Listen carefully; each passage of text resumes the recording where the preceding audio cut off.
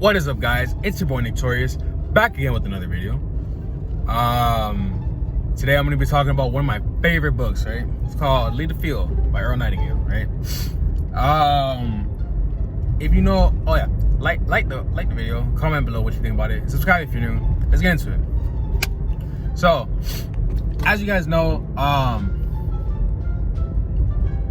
just kidding. If you know Earl Nightingale, he's like the author of the strangest secret ever man's strangest secret or whatever it's called. I used to listen to that all the time, right? It's like a little 30-minute audio, and he's basically just like explaining like the strangest secret of mankind, right? Basically, Lead the Field is like the extended version of that book, right? It's like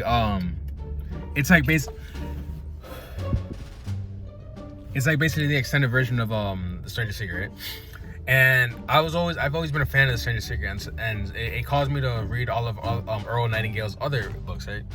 And I probably read the Lead the Field probably like six or seven times. It's like I usually listen to the audiobook, right? And it's like around 3 hours. It's very good. It basically explains how one of the biggest lessons that I take from it is like, don't flip-flop on the things you do, right? Like right now, the reason I'm making YouTube videos is because I already started making YouTube videos, right? Like I already started making YouTube videos. There's no point in me like really doing other things, you feel me? Like I already know all the things that I've started. Like I've started doing music, I've started doing interviews, I've started doing tattoos and YouTube videos, right? So it's like if I was to start over, it's like I start from zero. But the thing is, since I started those things when I was younger, I'm able to just capitalize on the experience that I have now in those things, and I just like keep growing from there, right? It's like when a tree dies young, right? Like if you plant a seed and then you grow the tree. Basically, if you just give up on the tree, it's like, okay, what was the point of all that stuff that you did? You feel me? So it's like that was the biggest lesson I learned from the book, is that it's because there's a story in it, it's called Acres of Diamonds, right? Where homeboy basically was just he had a farm, and he's like, damn, I'm not making no money with this farm, let me sell it so I can, because everyone's looking for diamonds, right? Everyone's like, oh look, if you sell your someone his friends on like, oh, if you sell your farm and you look for diamonds, you'll find diamonds and be rich. And he's like, all right, bet. Right? So he sells his farm and to some dude, and then he goes to mine the diamonds, right? He goes to look for diamonds. Basically what happens is he goes, and while he's out looking for diamonds, he don't find none, right? So guess what he did? He offed himself, right? That's literally in the book. He basically offs himself because he couldn't find no diamonds, and he's like, damn, bro, I sold my farm just for no reason. Like, what the fuck, right? Like, it was like there was no point in him selling the farm. Like, he could have just done his thing. You feel me? But yeah, so he's just like, that sucks. And homeboy that he sold it to, one day he was just like walking around, and he finds like a diamond on the floor, right? Like he finds a rock on the floor, and then he puts it on his mantle, right, in his crib. And then some dude comes over and he's like, bruh, do you know what this is? And he's like, what is it? He's like, it's an uncut diamond. He's like, nah, bro, that's a piece of crystal. And he's like, nah, man, it's diamonds. And then he's like, oh, are you sure? Because the creek is filled with them, right? He has a creek by the crib, and it's filled with the little crystals. And what he finds out is that those crystals are actually diamonds, right? So he's like, oh shit. See, he literally has acres of diamonds in the farm, right? And basically, dude wouldn't have killed himself if he just looked for the diamonds in his farm, right? If he just found the diamonds in his farm, he could have been a millionaire, he could have been rich, he could have been a billionaire, whatever. So that's like the biggest takeaway. It's like the whole takeaway of the whole book is that you got to focus on the things that you're doing already, right? Focus on the things that you're doing and just keep doing them, right? So if you already started music and you gave up on it, just find some, like, if you're like, let's say you're a rapper, right? And you're just like, oh, okay, I did all this rap shit, and now it's like it hasn't really gone anywhere. I'm gonna go do fix cars, right? You're gonna go fix cars, and it's not going nowhere. So you're like, you know what? I'm gonna go work in a factory or some shit, right?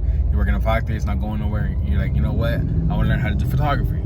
So you learn photography and ain't going nowhere. So you're just basically flip-flopping all these things, and the book basically explains that you gotta focus, right? If you're a rapper and you're like, I'm doing nothing, then write music for other people. You feel me? It's like, find something that you've already had the skill. It's like in RuneScape, right? When you play RuneScape, you have like 24 skills, at least when I was playing it, right? You have a whole bunch of skills, and then what happens is that you can train all of them. But it's like, you can either focus on one and get like super high level in one, but the other ones are lacking, or you could be like mid in everything. And that's what I was always doing. And I was always like mid in every skill. Like I was always literally mid, like literally in the middle. Like everything was like level 60, level 70, you feel me? Like I like to be well-rounded, but the thing is sometimes you gotta be like level 99 and something, you feel me? Like there's dudes that are like level 99 and everything, but if you're like level 9, like 60, 70 and something, you know, you're not at that high level. Like I was always mid because like I had to buy gold. Like that's how suck I was, right? And the thing is, it's the same thing in life. If you're just like chilling, like if you're in life and you're focusing, like let's say that you're doing videos, right? You're editing videos. If you just focus on editing videos every single day, eventually you'll get to the point where you're like Steven Spielberg. You feel me? He's making millions. And it's like, it doesn't matter what you do. Like there's a common misconception that everything is saturated. It's like, it's not that everything is saturated. Like let's look at drop shipping, right? They say that drop shipping is saturated, but guess what happens? A lot of people, like myself included, like we look up how to drop ship, how to sell things on Shopify, right? And you know, like we go half in, we step our toe in it, right? Same thing, you know, stepping your toe in it isn't gonna get you wet, right? You gotta get wet by getting wet, jumping all in, right? You gotta go all in, like immerse yourself, you feel me? You're not getting nowhere just, you know, being timid, being trepidatious, you feel me? It's not doing anything for you. If you want to be the best in something, like right now I'm just like making YouTube videos every day, and I'm just like learning how to tattoo. I'm just like going to the tattoo shop every day, just trying to be the best in tattooing, right? Because the thing is like that's a skill that I'm slowly picking up, how to be better at tattooing, and you know, just being a better tattoo artist. So those are just skills that you just pick up and you just you increase, right? It increases your value. Basically the whole book is about like increasing your value, and it explains that the only way to make money is by selling things to people, right? And you have to have great customer service. It's like there's another story in the book where basically homeboy has a gas station, right? And he was just selling gas, but then some dude came in and he's like trying to buy gas, but he was thirsty. So dude's like, you know what, dudes come in here thirsty, let me sell him water, right? So guess what, he buys a bunch of water and he sells it. So guess what, now he's making not only money from the gasoline, now he's making money from water too. So when people come in, like they're buying snacks, he just decks out. Like that's where the comment his name is Stu Leonard, right? Like I know the whole book. Dude comes in and he's like, I mean, that's where the racetrack comes from, right? Like racetrack, if you go to racetrack, you know, there's a whole bunch of shit in there. Like there's like you can buy shit like Wawa, all that shit, right? Like you go there and you buy a bunch of shit because it's like you don't just go there for gas. It's a convenience store. It's convenient, right? What other books? What else does it talk about? He explains about money and how money is energy, right? Like I used to think that money was energy, but I realized money isn't just energy. I was watching listening to a podcast yesterday, and it was basically explaining how like money isn't just energy. Money is also time, right? Like money is a measure of time, and it's a measure of energy. It's like how much energy are you putting out into the world? That's how much money you get, and it's measured by your dollar amounts, right? And the leverage that you have against time is a measure of how much money you have, right? Because the thing is, it's like when you have a lot, like let's say you have $100,000, right? Do you need to go to work for a minimum wage job? No, you have more leverage over your time because you have money. So you don't have to slave at a job for $10 an hour. You literally can just stay at home because you have 100 grand, and you're just like, you know what, I'm chilling, I don't have to go to work. So you can literally use your time to do whatever the fuck you want, right? It's simple. So that's basically what money is, right? Like I don't want to spoil the whole book. I give the book 100 out of 10. I'm just kidding. Actually no, like what would I give it? I'll give the book like 10 out of 10. Honestly, it's so good. I want to listen to it like 100 more times. Honestly, like it's good to read. It's only 3 hours, so like I've read books like way longer.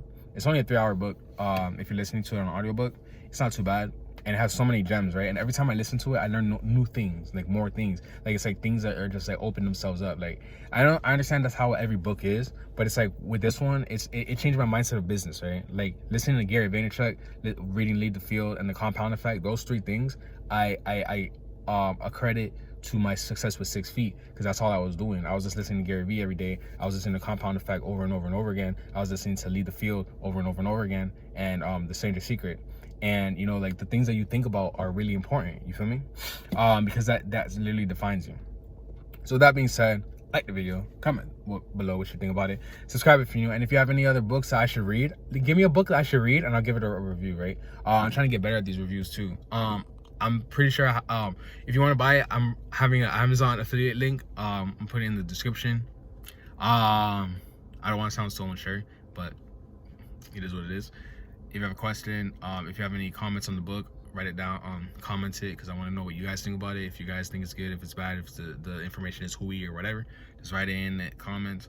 Subscribe if you're new, and I drop a video every day. So with that being said, deuce.